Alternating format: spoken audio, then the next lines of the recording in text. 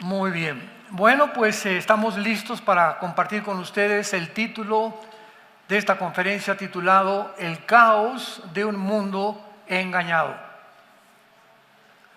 Lo que voy a compartir va a ser bastante crudo, supuestamente para mentes un poco más maduras, para personas que realmente han sido confundidas a través de la historia, principalmente en los últimos 2 siglos, con tantas ideologías, filosofías, movimientos políticos y pseudocientíficos que los seres humanos han tratado de experimentar para que de alguna manera descubrir cómo se puede mejorar a la raza humana. Sin embargo, todos estos experimentos e ideologías que la mayoría de los seres humanos han creído tener respuestas a sus problemas políticos, materiales, filosóficos y sociales, han culminado totalmente en un fracaso total. Esto nos va a demostrar al final de la conferencia que todo lo que el ser humano se proponga, aparentemente con buenas intenciones, como ahora la genética CIPRES, que está tratando de extraer genes para sustituirlos y mejorar enfermedades, pues cualquier persona dice: oye, esto es maravilloso porque se van a evitar problemas de transmisión genéticas. Sin embargo, siempre detrás, desgraciadamente, de lo que aparentemente es bueno, se encuentra un cacahuate podrido. Se encuentra el gusano del diablo. Y esta es la razón por la cual la mayor parte de los seres humanos hemos sido engañados. Ahora, ¿por qué es esto? Simplemente porque el ser humano no es Dios. ¿Lo puedes entender? Tú y yo hemos nacido de una mamá, hemos crecido en diferentes medios sociales, religiosos, políticos. Los mormones nacieron bajo la cultura mormona, los budistas bajo el budismo, los del grupo terrorista Hamás desde los niños los adoctrinan a asesinar a los judíos, y depende del grupo social donde tú te hayas desarrollado, ese medio ambiente ha formado tus ideas, ha formado tu manera de pensar. Y cuando te enfrentas a un tipo diferente social que choca con tu cultura, con tus tradiciones, siempre hay oposición. Rápidamente el hemisferio occidental ha tratado de convertir al hemisferio oriental en el planeta Tierra. Después de la Segunda Guerra Mundial, trataron los norteamericanos, ingleses, etcétera, etcétera, Europa, de convertir en el Medio Oriente a las tradiciones, la cultura y el capitalismo y la democracia de las naciones occidentales. Fue un fracaso, porque la cultura, la tradición, el idioma en el Medio Oriente nunca los vamos a cambiar. Y cuando no entendemos esto, es cuando viene un choque, una tensión tan tremenda que desemboca muchas veces en las guerras. Dice el Salmo capítulo 2, el rey David, haciendo una pregunta: ¿por qué se amotinan las gentes y los pueblos piensan cosas vanas? Se levantarán los reyes de la tierra, príncipes van a consultar juntos, o sea, las Naciones Unidas, la OMS, reuniones, tratados de paz, y todo esto, sin que se den cuenta, es contra Dios. Porque lo que están diciendo en todas estas reuniones o cumbres magistrales, nacionales, económicas o políticas, es: rompamos las ligaduras, tratemos nosotros como seres humanos de resolver el problema del medio ambiente, de la política, qué sistema de gobierno es el mejor, cuál es la mejor medicina, sin darnos cuenta que son problemas que van mucho más allá de la capacidad que tenemos nosotros para resolverlos. Y estamos en un siglo donde es un mundo como jamás se había desarticulado, un mundo que hemos alcanzado la tecnología más elevada de toda la historia humana, y que lo único que hizo fue ensoberbecernos y hacernos creer que en nosotros están las respuestas. Voy a enunciar y a enumerar algunas ideologías que considero las que más influencia han tenido desde el siglo pasado. Número uno, la ideología del comunismo. Carlos Marx y Federico Engels publican en 1848 el Manifiesto Comunista, donde resumen con estas palabras que la historia es la historia de la lucha de clases. Carlos Marx, judío, nació en 1800, muere a los 64 años de edad, joven todavía, en la pobreza, y trata de percibir con una cosmovisión al mundo que el problema realmente del ser humano son las clases sociales. Y si la clase del proletariado trata de derrotar a la clase burguesa, que son los que él consideraba los ricos, el problema se iba a solucionar. Bueno, pues Marx publica después El Capital, y aquí el engaño consiste en hacernos creer que el problema humano es una lucha de clases entre el proletariado y la burguesía. Sin embargo, llevado a la práctica esto por Nikolai Lenin, porque Marx muere y pasan como 60, 70 años hasta que entramos al siglo XX, cuando los zares rusos, que estaban completamente esclavizando al pueblo, el Nicolás II fue el último zar ruso, hizo y provocó la revolución bolchevique de Nikolai Lenin. Entonces este hombre levanta al pueblo en armas y pone en práctica la filosofía de Marx.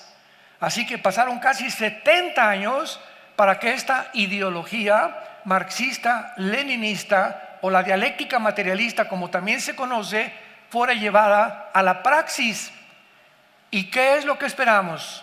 Lenin comienza a implantar el comunismo y establece el siguiente principio.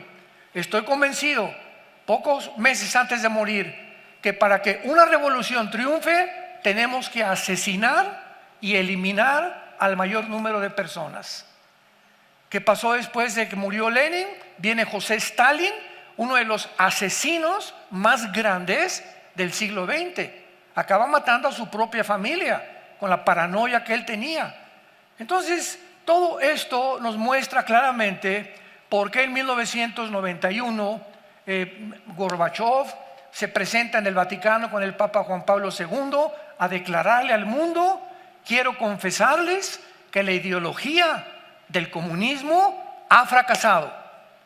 No es imposible que el ser humano pueda llegar a alcanzar una meta tan idealística y una meta tan utópica para poder cambiar la sociedad.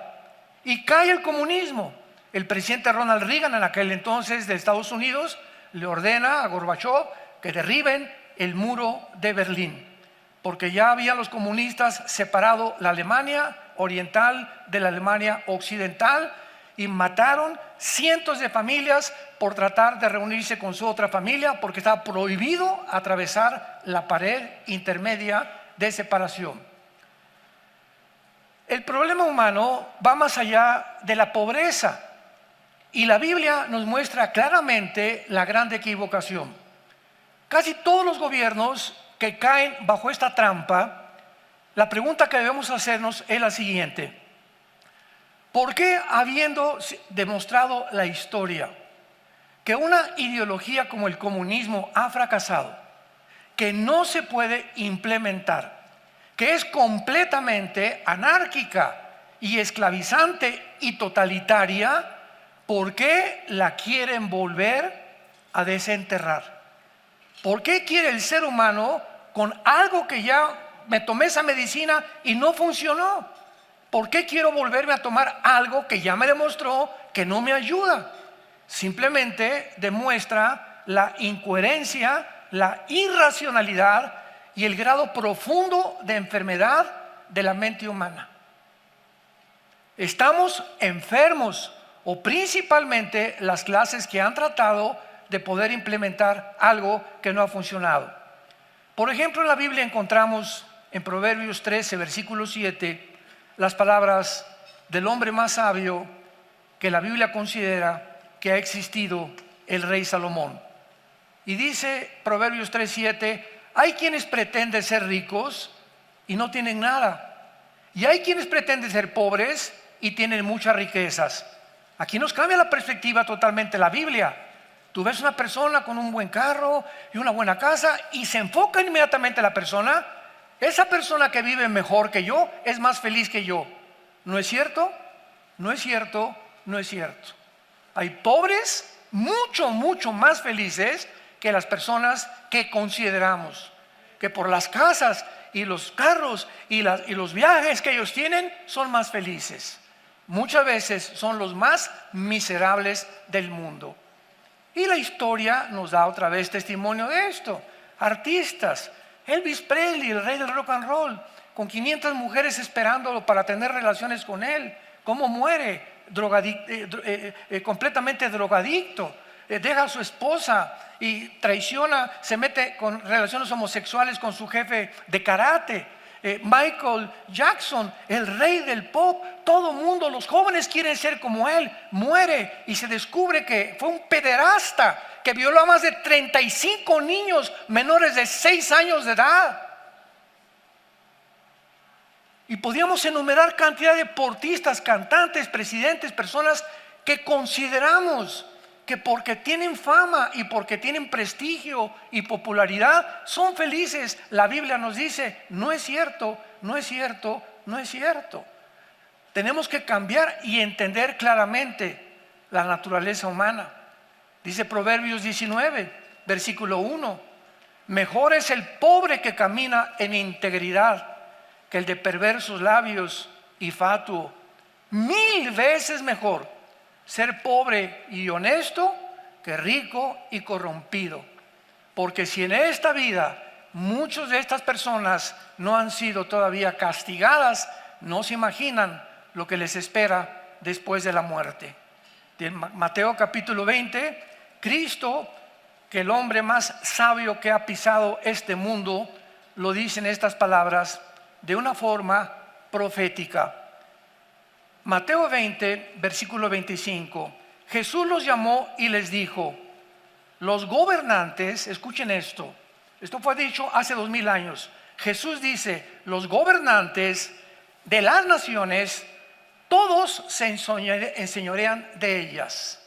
O sea, un gobernante tiene la tendencia de un gobierno totalitario, como lo fueron los Césares romanos, Alejandro el Magno, Nabucodonosor, los medio persas, los faraones de Egipto, los zares, los césares romanos. Siempre tienden los gobernantes a dominar, a controlar, a explotar a la población, porque la tendencia del ser humano, cuando el ser humano es elevado a un nivel de autoridad y de poder como lo tiene un líder de una nación, en ese momento Dios no diseñó la mente humana para que la mente humana experimente el poder totalitario, porque el resultado es la locura y la autodestrucción. ¿Me escucharon? El resultado de las personas con faraones egipcios, Alejandro el Magno, Lenin, Hitler, Mussolini, el que tú me quieras mencionar, Gengis Khan, siempre se enferman porque la mente humana no soporta cómo manejar el poder total. No fue diseñada la mente para que pudiéramos experimentar esa grandeza tan impresionante. Número 2, la teoría de la evolución. Carlos Darwin, 1859, escribe su libro El origen de las especies, postulando la famosa teoría de la evolución. Se enseñó durante todo el siglo XX y actualmente todavía en algunas universidades, esto es inconcebible, se sigue considerando, engañando a los estudiantes y a la gente como algo científico. Y tú compras revistas como National Geographic, programas como Discovery Channel, y no, esto es algo científico. Por el amor de Dios, cambien el nombre de teoría, porque si se sigue postulando como teoría, es mera especulación, hipótesis, filosófico. Y además, cuando se descubre el ADN, 1954, por el doctor Crick y el doctor James Watson, premios Nobel de medicina, echa completamente por la borda la famosa teoría de la evolución. O sea, la genética demuestra que el famoso eslabón perdido no está perdido, porque en el genoma humano no hay un eslabón perdido. Jamás mezclarás a un caballo con una burra, porque van a ser una mula híbrida por haber violado las leyes de la genética de los equinos. Un perro nunca se va a cruzar con una gata, ni un gato con un ratón, ni un rinoceronte con una leona.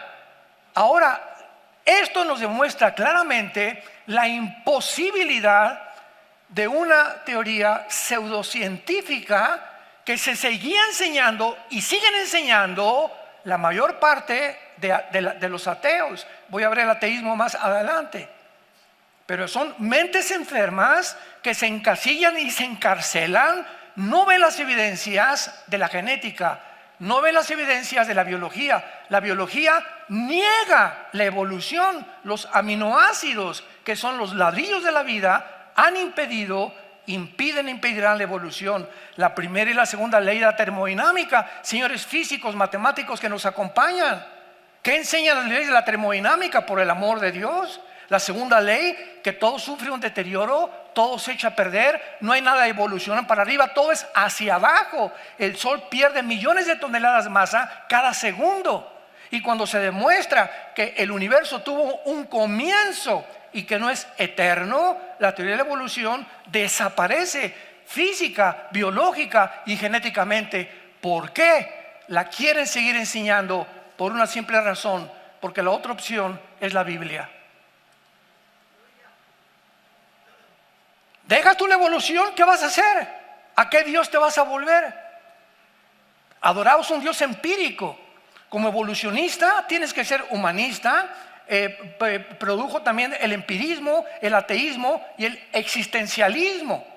La mayor parte de los ateos creen en la evolución, son humanistas, empiristas, ateos y existencialistas. La filosofía de Jean-Paul Sartre, en su libro La náusea y el muro, 1960-63 en Francia, que muere, y antes de morir Sartre, el más grande ídolo ateo después de Nietzsche en el siglo XX, le dice a su hija: hija, durante toda mi vida he tratado de pelear con un Dios que no existe. Mi vida no tiene sentido, no tiene propósito. Si no existe, ¿para qué peleé contra Él? O sea, insostenible el ateísmo filosóficamente. Pero no nos ponemos a pensar. Lo aceptamos, mi maestro lo dijo. Y mi maestro es muy inteligente. Y hemos llegado a lo que se conoce como la espiral del silencio. Tú vas a una fiesta hoy en la noche y hay 10 personas. Son conocidos, algunos amigos, pero tú no sabes cómo piensan las 10 personas. Y de repente uno se levanta y dice: no, Israel es un genocida. Inmediatamente piensas, esa persona es un antisemita.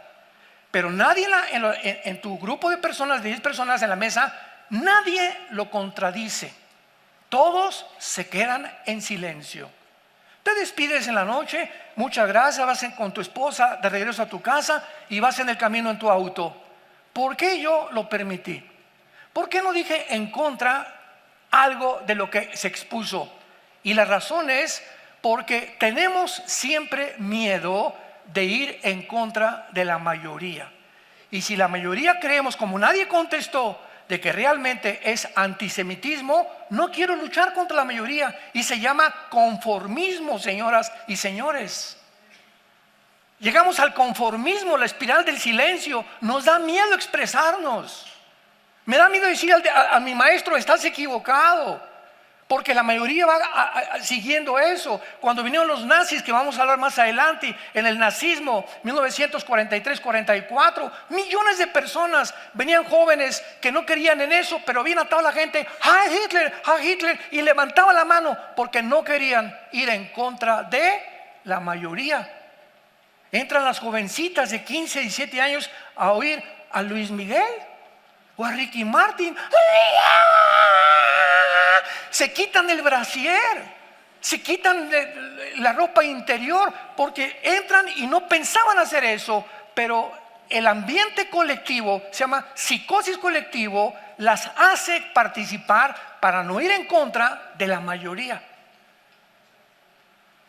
Todos estos fenómenos sociológicos son importantísimos para entender por qué estas falsas teorías, comunismo, evolución, que es nuestra segunda postulación actualmente, es realmente aceptada por la mayor parte de las personas.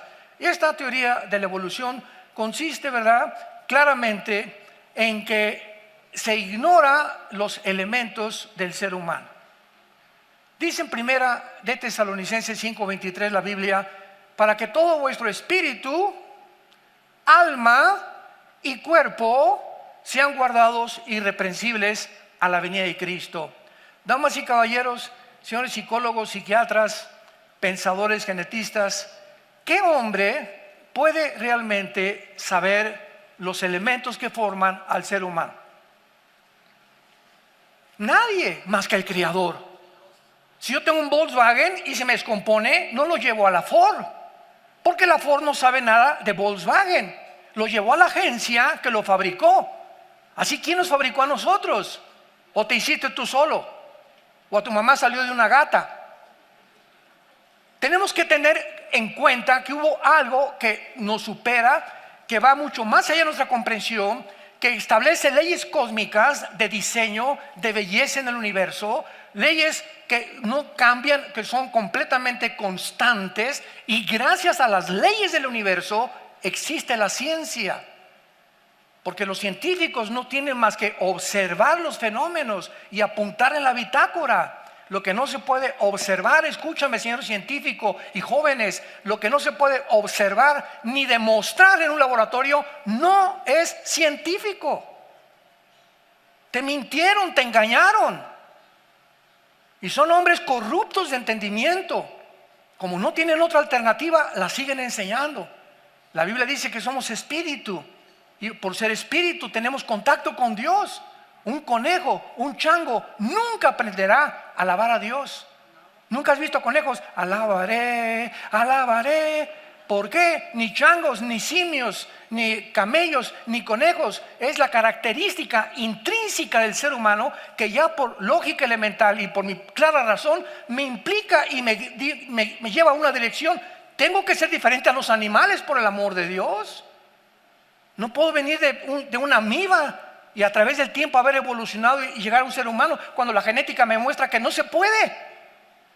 Ahora se ha demostrado hace algunos años, el pelo de un caballo es diferente al pelo de una burra. Los pelos, el pelo de un perro genéticamente es diferente al pelo de una gata, el pelo de una gata al pelo de un ratón. En los mismos pelos se encuentra la diferencia entre todas las especies. Y hasta ahorita jamás se ha demostrado la mutación de una especie a otra especie, lo que se llama el eslabón perdido. La Biblia dice que fuimos creados a la imagen y semejanza de un Dios.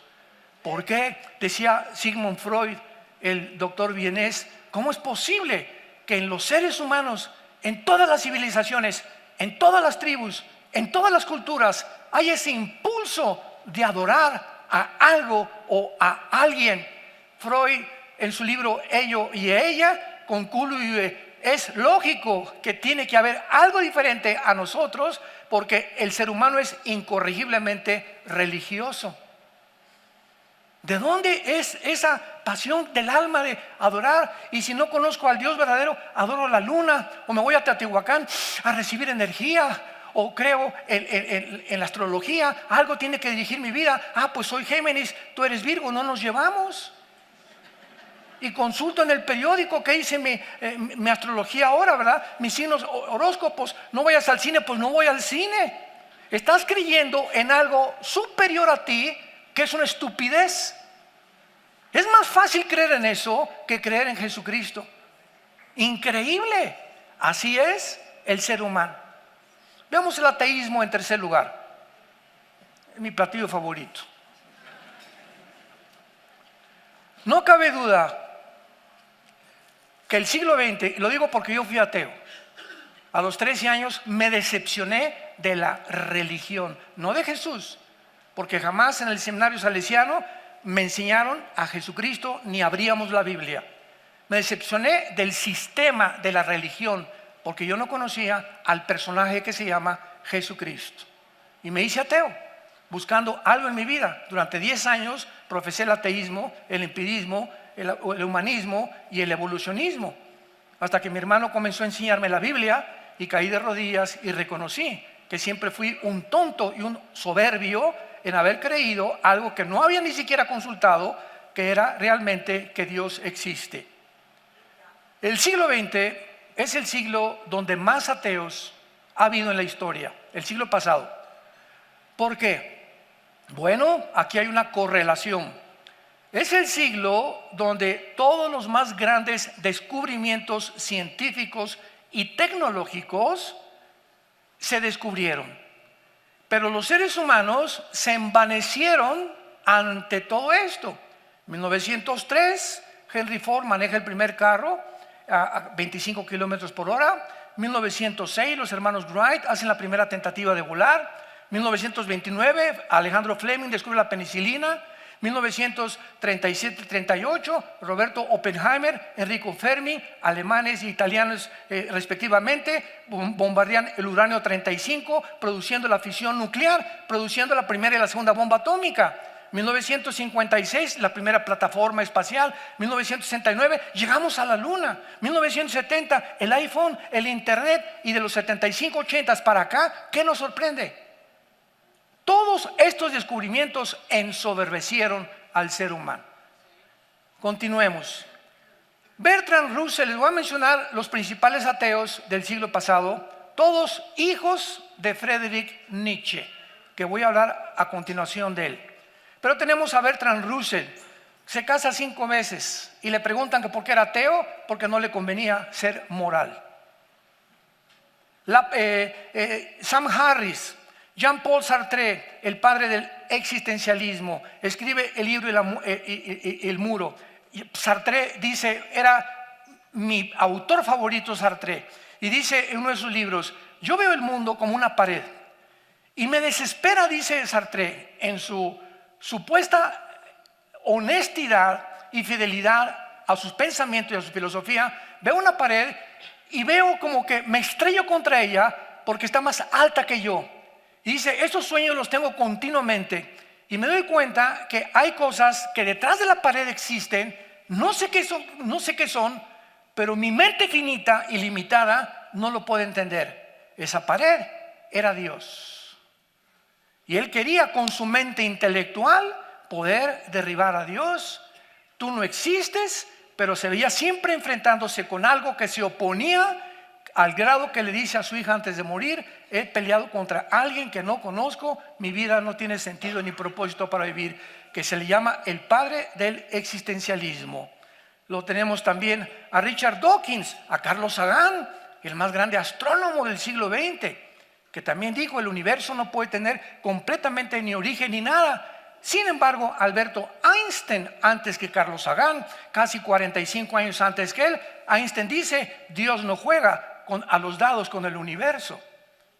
Luis Pasteur, y antes de todos estos, Laplace, apúntalo, Laplace, uno de los más grandes científicos, Isaac Newton, que postula las leyes de la gravedad, escribe 3 o 4 ensayos acerca del libro del Apocalipsis. Blaise Pascal, científico, matemático francés. Einstein, aunque no era cristiano, pero no era ateo. Luis Pasteur, estas grandes mentes del siglo XVIII, siglo XVII eran cristianos. Galileo Galilei, cristiano. Y llegamos al siglo XX y nos ensoberbecemos con el conocimiento.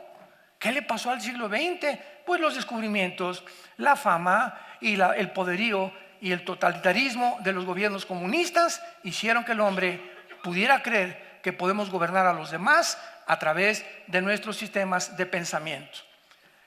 El papá de todos estos ateos, escuchen esto, fue el ateo Friedrich Nietzsche.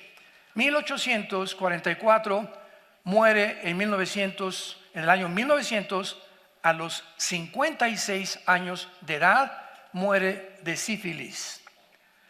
Él escribe Así hablaba Zaratustra, fue un libro que lo leí como 5 veces, y El Anticristo. A los 45 años, Friedrich Nietzsche comienza, su hermana, que fue alguien, estuvo con él hasta el día de su muerte, comienza a notar en su hermano que tenía síntomas de demencia y de suicidio. Muchas veces Nietzsche quiso matarse y salía muchas veces en la noche encuerado, casi en calzones, gritando: ¿dónde está Dios? ¿Dónde está Dios? ¿Dónde está Dios? Con una lámpara. Acabó totalmente, ¿verdad? Lo sabemos, en la locura total. Lo internaron en un hospital psiquiátrico, se vuelve homosexual, y Nietzsche se burla de la humildad y de la mansedumbre de Jesús. Porque para la cosmovisión de Nietzsche, el ser humano no podía ser débil, y para él la debilidad es ser humilde y ser manso de corazón, que fueron las primeras características de Jesucristo. Entonces, una persona así dijo: no es posible para mí que pueda ser una persona vencedora. Además, critica a Cristo porque no se defendió cuando lo crucificaron. Me río porque esto ya es verdad, locura. Y lo mismo lo dijo el Dalai Lama, le dijo al Pablo en 1990, el Dalai Lama le dijo al Papa Juan Pablo II: yo no creo en Cristo porque fue un débil que escogió a hombres pescadores del vulgo, hubiera escogido hombres sabios y hubiera triunfado. Esta es la cosmovisión, nótenlo, de los seres humanos que desconocen que los pensamientos de Dios no son nuestros pensamientos. Así como son más altos los cielos que la tierra, los pensamientos de Dios tienen que ser, si existe Dios, más altos que los nuestros. Entonces Dios escoge de una manera deliberada que su Hijo baje al mundo y nazca en un pesebre, con vacas, becerritos, toros, en una pobreza impresionante. Él escoge que su Hijo trabaje como carpintero. Él escoge que su Hijo se despoje no de su deidad, sino de sus atributos y de su poder, y baja al mundo y continuamente repite esta frase: no he venido a hacer mi voluntad. Vengo a demostrarles a la raza humana que huyamos de nuestro ego, que huyamos de nuestro ego. La filosofía de Jesús era principalmente que el mayor enemigo que tengo en mi vida, dentro de mí, realmente el animal que tengo dentro es mi ego. El enemigo más grande en un matrimonio es la lucha de egos. Cada quien quiere imponer su voluntad y a ver quién gana. Y así podíamos seguir. Jesús viene a desbaratar todas estas clases que hemos establecido, y el apóstol Pablo escribe en su primera carta a los Corintios, capítulo 1, estas palabras: porque la palabra de la cruz es locura a los que se pierden. O sea, fue locura para Nietzsche, fue locura para el Dalai Lama, pero a los que se salvan es el poder de Dios. Pues ya que en la sabiduría de Dios el mundo no conoció a Dios, mediante la sabiduría agradó a Dios salvar a los creyentes por la locura de la predicación. Viene Dios y dice: ustedes así como son piensan, voy a contradecir sus pensamientos, y la forma como los voy a salvar va a parecer locura a los griegos, a los religiosos. ¿Cómo el Hijo de Dios se dice Hijo de Dios? Si está escrito en la ley, decían los judíos: maldito el que es colgado en un madero. No, racionalmente, teológicamente, no puede ser el Hijo de Dios. Y los griegos: ¿cómo puede? Él no es como Sansón, él no es como Zeus, él no es como nuestros dioses, él no puede ser el Hijo de Dios. Nuestros dioses no permitirían eso de un hijo. Dios lo hizo a propósito para enloquecer nuestro entendimiento y nuestra sabiduría. A propósito lo hizo Dios. Y más adelante dice el apóstol Pablo: porque lo insensato de Dios es más sabio que los hombres, y lo débil de Dios es más fuerte que los hombres. Pero miren, hermanos, vuestra vocación. No hay muchos sabios, no hay muchos Einstein, no hay muchos Bocelli, no hay muchos Pavarotti, no hay muchos Laplace, no hay muchas personas así renombradas, ni muchos poderosos, sino que lo necio del mundo escogió Dios para avergonzar a los sabios. Y lo débil del mundo escogió Dios para avergonzar a lo fuerte. ¿Por qué Dios hizo todo esto? Para que nadie se jacte en su presencia. Para que cuando yo diga Bocelli, ¿verdad? Se juntan miles de personas a oírlo, a Pavarotti o un concertista. ¿Y qué es lo que adoramos? ¿Qué voz tiene? Él debería decir realmente, ¿verdad? Esa es la honestidad de un ser humano. Que no es mi voz, yo nací con ella. ¿Y quién te la dio? Dios. Messi, un prodigio. Le preguntaba a un entrenador de fútbol: ¿a quién considera usted mejor? ¿A Cristiano Ronaldo o a Messi? Y digo, bueno, Cristiano Ronaldo creo que es el mejor jugador del mundo, pero Messi es un mago. O sea, nadie puede compararse las cosas que él saca de la bolsa, y él mismo lo dice. ¿Qué es lo que ha hecho que Messi no se ensoberbezca? Su humildad. Y ya lo pone, y te sube Dios te sube, mientras más reconozcas que todo viene de Él. Ser agradecidos en todo. Lo que tú tienes no viene de ti. Yo me he esforzado y fui a la universidad y he trabajado como burro y picado piedra. ¿Y quién te dio las fuerzas? ¿Y quién te dio la mentalidad? Cuando tú te deshagas de tu ego y pongas los ojos en el cielo, no te imaginas, 5 veces más las bendiciones de Dios caerán sobre tu vida y tu familia.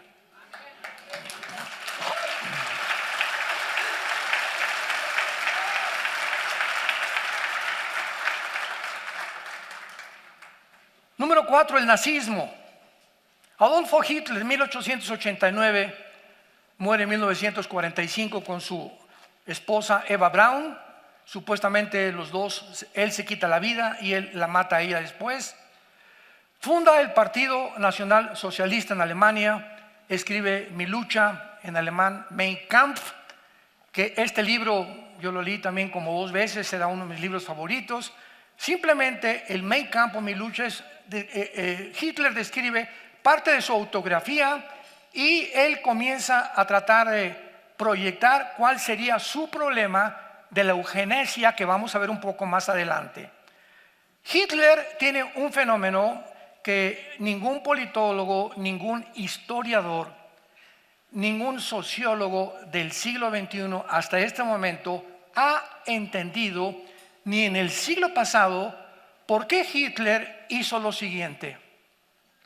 Su lucha era contra Rusia, José Stalin, en el norte Winston Churchill con Inglaterra, en el lado izquierdo Estados Unidos y Canadá. Se une Alemania, Italia y Japón. O sea, Hitler tenía 3 enemigos tremendos.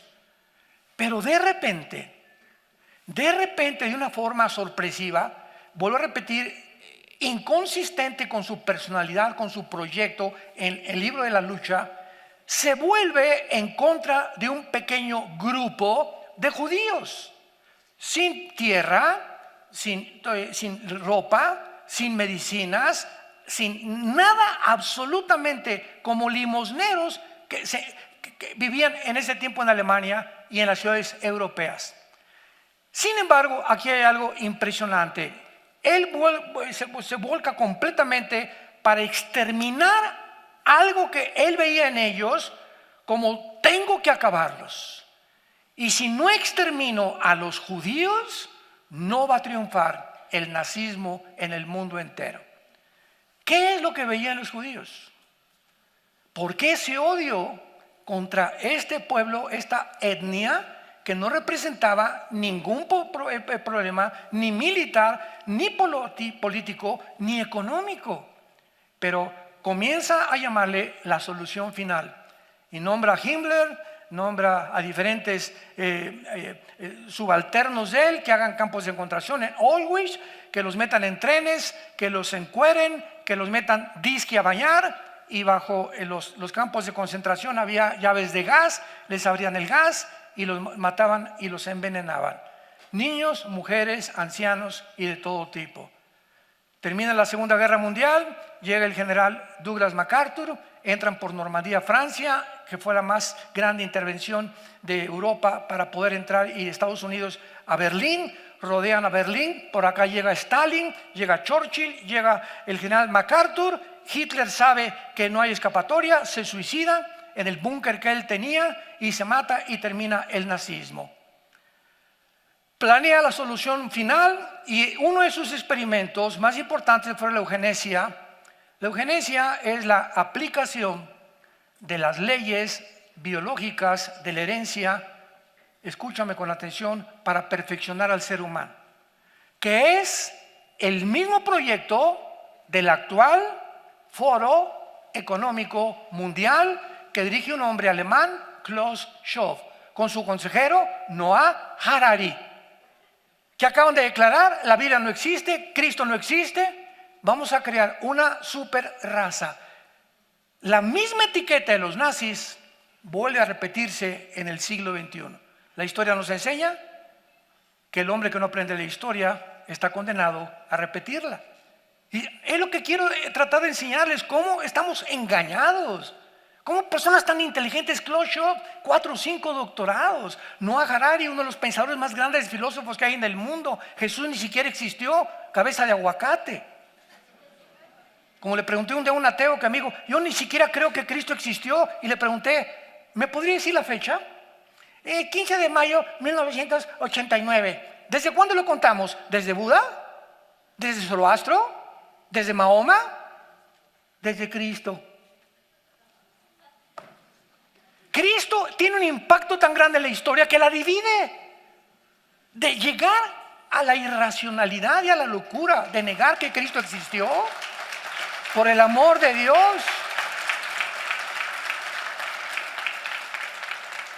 ¿En qué consiste el engaño del nazismo, que está etiquetado ahora con diferentes ideologías y proyectos, en creer que hay una raza superior? Como le dijo Hitler, la raza aria, en creer que pueden triunfar los gobernantes totalitarios. El antisemitismo no es solamente un indicador de una cultura declinante, sino también del juicio inminente de Dios. Una vez tuve una discusión con un muchacho y me dice, no, es que los judíos no sé qué cosa. Le dije, bueno, le dije, tú eres un antisemita.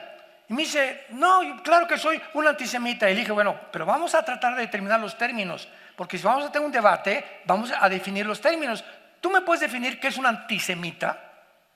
Y se quedó así. Bueno, pues le dije, te lo voy a recordar, es una persona que odia a un judío por ser judío. Ese es un antisemita. Por ser judío. ¿Y qué te hizo a ti ese judío? Es que leí los protocolos de los sabios de Sion. El libro que escribieron los zares rusos antes del siglo XIX y que Hitler lo devoró y creyó, y el libro de los protocolos de los sabios de Sion formó parte del programa de los nazis para exterminar a los judíos. Pero para concluir rápidamente con el nazismo, la Biblia nos muestra claramente por qué Hitler se volvió contra los nazis. Damas y caballeros, santos de Dios, la Biblia en Apocalipsis capítulo 12 nos revela que Satanás, Lucifer, el príncipe de este mundo, sabe que le queda poco tiempo. No sabe exactamente cuándo, pero él calcula por los eventos que se están desarrollando que el tiempo ha llegado para su final. Satanás sabe que si él usaba a Hitler para exterminar a los judíos no iban a poder recobrar su nacionalidad, que fue el milagro de toda la historia el 14 de mayo de 1948, cuando David Ben Gurión es nombrado primer ministro de Israel, del Estado libre, soberano, independiente de Israel, después de que este grupo étnico por casi 2000 años fueron expulsados. En la Inquisición los asesinaron por no pertenecer a Roma, los persiguió San Felipe, los grandes líderes del Vaticano, los expulsaron de España, de Francia, de casi todos los lugares, los pogromos en Rusia, los hacen como Hitler también. Era un odio, un exterminio de hace siglos, desde que el faraón los esclavizó 400 años, que nadie se ha entendido. ¿Por qué los judíos? Porque en el libro Los Protocolos de los Sabios de Sión dice que los judíos fueron dueños de las fábricas, que los judíos eran los más grandes inversionistas, que el problema de ellos era que eran unos codos empresarios, que los judíos esto y el otro. Esto es lo que enseñaba este libro escrito por los Ares para descubrirlos. Escuchen esto: el holocausto, la matanza y el genocidio de los judíos, completamente hecha en tierra, la famosa teoría de que eran ricos. Porque si eran y tenían el poder que tenían, ¿por qué nadie los defendió? Nadie levantó un dedo en Alemania ni en el mundo entero, porque no tenían ni casas, ni edificios, ni eran dueños de los bancos, y se acabó la calumnia tan grande que manejaron durante más de 85 años para aniquilar a un pueblo que no han podido hasta este momento aniquilar. Y eso por lo que se llama el movimiento sionista, que es el movimiento que está tratando de poder tener una tierra, un lugar, una patria donde podamos vivir la mayoría y donde estemos libres del peligro del exterminio. Aunque no nos vamos a extender en esto es una evidencia realmente que les voy a decir lo siguiente: la sobrevivencia, la mera sobrevivencia del Estado judío es la evidencia más grande que Dios existe. Tengo este libro. Nos dijeron que la democracia había venido de Atenas y de Roma. Mentiras, mentiras, mentiras. Los principios de la democracia occidental vinieron de este libro escrito por judíos que se llama la Torá en el Antiguo Testamento, y que implementaron las leyes en contra de la esclavitud. Porque el pueblo judío es un pueblo que nació de la esclavitud. Cuando nacieron de Egipto, Dios les levanta un libertador que se llama Moisés, que los guía por el desierto y les da sus leyes. Y estas leyes están aquí. Y todas estas leyes están en contra de todo lo que en el siglo XXI los gobiernos están tratando de implementar. La ideología de género, matrimonios gays, el aborto, gobiernos totalitarios. Todas estas cosas van en contra de esto. Esta es una de las razones también por las que el diablo sigue odiando a los judíos y a los cristianos. Vivimos un mundo completamente desarticulado, engañado, y es hora de despertar. Es hora de predicar este evangelio. Jesús dijo en Juan 8:32: el día que conozcas la verdad te hará libre. En otras palabras, tú eres un esclavo, te lo digo en esta mañana, tú eres un esclavo sin que tú lo sepas. Porque tus pensamientos, tus ritos, tu teología de evolución, tu ateísmo, tu humanismo, tu darwinianismo, tu existencialismo y todas estas cosas, tu homosexualismo, tu transgénero, te han encerrado en una burbuja de mentiras donde eres esclavo sin que tú te des cuenta. Y viene Jesús a rompernos esa burbuja y a decirme: yo soy el camino, yo soy la verdad y yo soy la vida. Vengan a mí todos ustedes los que están trabajados y cargados, yo te voy a hacer descansar. Deja de luchar ya con intelectualidad y que esto y que por acá será verdad, será mentira, será melón, será sandía. Ven a mí, dice Jesús, yo soy la verdad, la única verdad. No soy algo de la verdad, soy la verdad claramente en un ser humano. Y yo puedo a través de la Biblia guiar tu vida, guiar tu matrimonio, guiar tu negocio, guiar tu nación, si tan solo me sigues. Hoy como nunca este mensaje tiene que predicarse.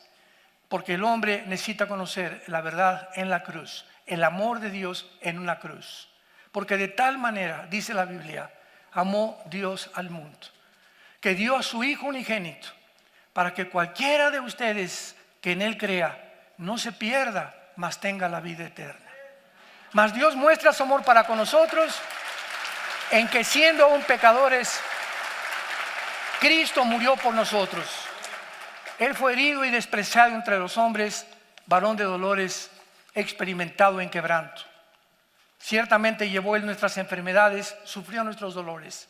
Lo tuvimos por desechado, por abatido de Dios, pero Él cargó en esa cruz lo que tú merecías pagar y lo que yo merecía pagar. Y ahora Dios te ofrece y te dice: ven a la cruz así como estás. No me importa que me digas: soy narcotraficante, soy homosexual, soy lesbiana, soy borracho, parrandero, jugador, engañador, fraudulento, ateo, creo en la evolución. No me importa. Ven a mí, dame oportunidad, dice Dios, de entrar a tu vida. Ábreme la puerta de tu corazón. Permite, ya has buscado por muchas partes. Yo busqué, no se imaginan tanto lo que yo busqué en mi vida. Cuando encontré a Jesús hace 49 años, supe hace 49 años que ya no tenía a quién buscar. Él era lo que yo estaba buscando en las filosofías del mundo. Él era lo que mi alma deseaba. Él era lo que realmente me iba a dar satisfacción a mi vida de ahí en adelante. Y le dije a Jesús: entra a mi vida, Señor, te necesito. Te pido perdón por mis pecados y te doy las gracias por tan grande salvación. ¿Cuántos de ustedes en esta mañana, después de este mensaje, inclina tu cabeza, le van a pedir a Jesús entrar a tu corazón? Te voy a ayudar con estas palabras. Esta mañana, ninguno de ustedes ha venido por coincidencia. Las coincidencias no existen. Hay un propósito determinado de Dios desde que tú naciste, de que conocieras esta mañana a su Hijo Jesucristo, que fue crucificado, enterrado y resucitado a los 3 días. Ahora Dios te pide que te arrepientas de tu vida, que te vuelvas a Él con todo tu corazón y que le digas estas palabras: Señor mío y Dios mío, te pido perdón por mis pecados, por mi soberbia, por mi ego. Creo que en esa cruz con tu sangre preciosa pagaste por mí. Creo que a los 3 días venciste la tumba para entrar en este preciso momento a mi vida como mi Señor y mi Salvador. Te pido, Señor, que de aquí en adelante la corta vida que me queda la pueda yo vivir con sentido y con propósito, sabiendo que existes, porque ahora sé que cuando yo muera, moriré en paz, porque en ese momento recordaré que mis pecados los has perdonado en la cruz de tu Hijo Jesucristo, en quien oro y te doy las gracias. Amén.